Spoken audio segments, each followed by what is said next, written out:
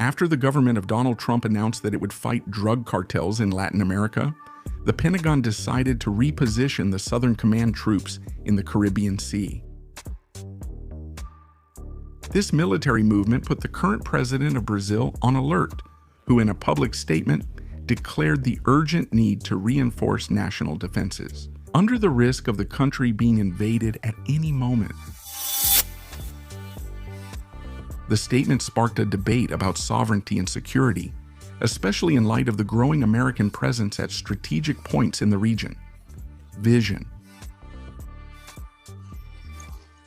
Added to this statement, Washington's recent initiatives to classify Comando Vermelho and Primeiro Comando de Capital as narco-terrorist factions have increased tensions in Brasilia. The president of Brazil fears that with this definition, the United States will have legal backing to carry out military incursions on Brazilian soil, even without the official approval of the Planalto.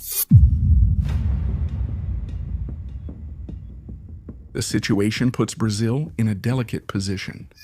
Support the American coalition in fighting criminal factions, or watch the United States act on its own within the country to neutralize the Primeiro Comando de Capital and the Red Command. In this video, we will analyze the military and operational capabilities of the Southern Command to carry out this type of mission on Brazilian soil. Welcome to life in the barracks. The government is closely monitoring the White House's intention to classify Brazilian criminal factions as terrorist organizations with concern. The possibility of Donald Trump authorizing military incursions inside Brazil is considered real, especially given the recent history of United States operations in Iran and Venezuela, where advanced military means were used to contain threats and neutralize authoritarian regimes. In the context of the Americas, the United States keeps the Southern Command permanently active, monitoring all of Central America, Latin America, and the Caribbean, with the stated goal of keeping the continent free from external threats and transnational criminal networks. The military power of the Southern Command is vast and includes aircraft carriers capable of projecting air power to any point in the region, destroyers equipped with long-range attack systems, surveillance drones that ensure constant monitoring, and amphibious troops trained for rapid landings in strategic areas.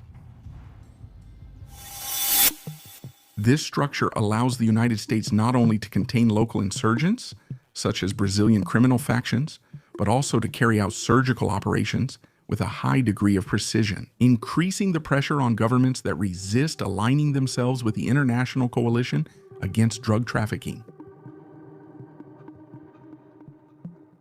Considering that factions like Primeiro, Comando de Capital, and Comando Vermelho have access to war weapons, drones, and even political influence financed by drug trafficking, Brazil has not been able to contain the advance of crime, leaving state police forces in a constant struggle that seems like trying to dry ice.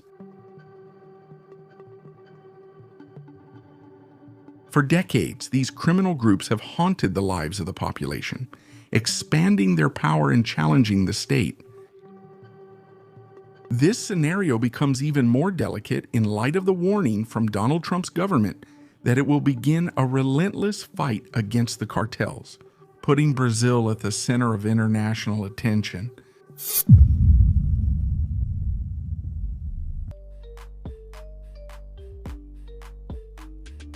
In the event of attack operations, the Southern Command would be Washington's arm in the region, with an impressive arsenal. In addition to surveillance drones, which can also carry out attacks, the Southern Command can rely on aircraft carriers like the United States ship Abraham Lincoln, which is capable of operating about 90 aircraft, including fighter jets and helicopters.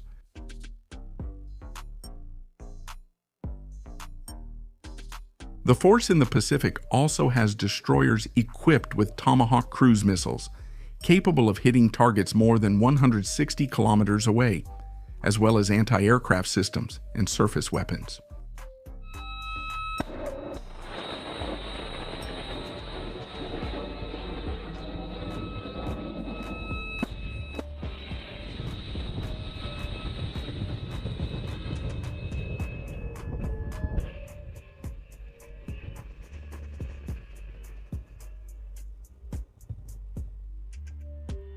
Most modern destroyers can manage threats within a perimeter of over 400 kilometers, ensuring high-precision counterattacks.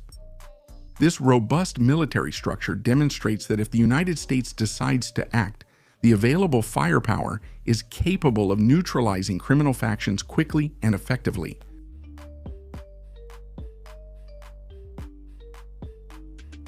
This military might, combined with intelligence and monitoring capabilities, makes the factions in Brazil a direct target to be neutralized. This theoretically authorizes Trump one day to take an aircraft carrier, put a team of SEALs or Rangers or Delta Force, whatever it may be, and land in Rio de Janeiro and attack a base of the Primeiro Comando da Capital of the Red Command. Do you understand? I'm making a crazy future projection, even kind of dystopian, but Trump a month ago said he would do that in Mexico. Look, either you take care of your traffickers there or we're going to beat them up. On one side, there's the need for Brazil to protect its society. On the other side, there's the need for Brazil to protect its sovereignty and avoid external incursions without official consent. However, with the current Brazilian government not wanting to be part of the coalition to contain the cartels and refusing to define organizations like Primeiro Comando da Capital and Comando Vermelho as narco-terrorists, the United States has already stated that it will act unilaterally, regardless of the will of the current Brazilian president. The presence of the Southern Command and its military projection capability make it clear that any operation would be quick, strategic, and devastating for the criminal groups.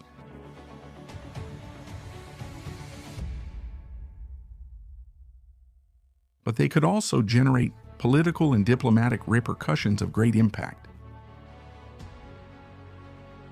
For this specific mission, the Southern Command could mobilize the Marines, who are specialists in amphibious operations.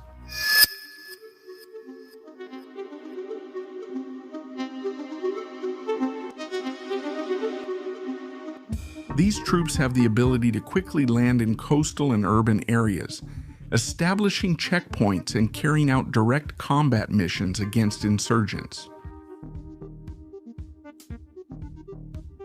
The presence of the Marine Raiders, the elite unit of the Marines specialized in infiltration, extraction, and irregular combat, would be decisive in discrete missions carried out in hostile territory. With training focused on surgical operations, these servicemen could operate precisely to identify, locate, and neutralize faction leaders hiding in slums, without drawing attention and ensuring efficiency in the action. In addition, the United States Navy also has a highly lethal elite force, which is the Navy SEALs. The SEALs have already operated in high-risk missions in Afghanistan, Iraq, and in counter-terrorism missions in several countries, demonstrating their ability to operate in complex urban environments. In Brazil, they could carry out missions to capture and neutralize leaders of criminal factions, using silent infiltration techniques, close combat, and coordination with surveillance drones, ensuring precision and minimal impact on civilians. These elite troops could also count on the support of local agents who have been recruited to provide information about routes, hideouts, and movements of criminals from the Primeiro Comando da Capital and the Red Command. The question that remains is, why doesn't the current Brazilian government follow the example of countries like Paraguay, Argentina, and Ecuador, which accepted help from the United States to fight the cartels, which terrorize the lives of the population? If, hypothetically, you were called to join this military coalition against the cartels, would you volunteer? Leave your opinion here in the comments and join the debate.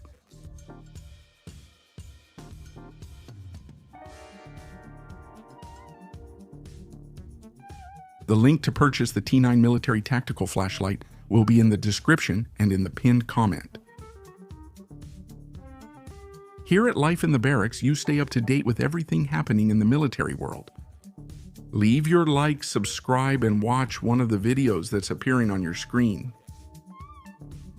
Forward, fighters. Until next time.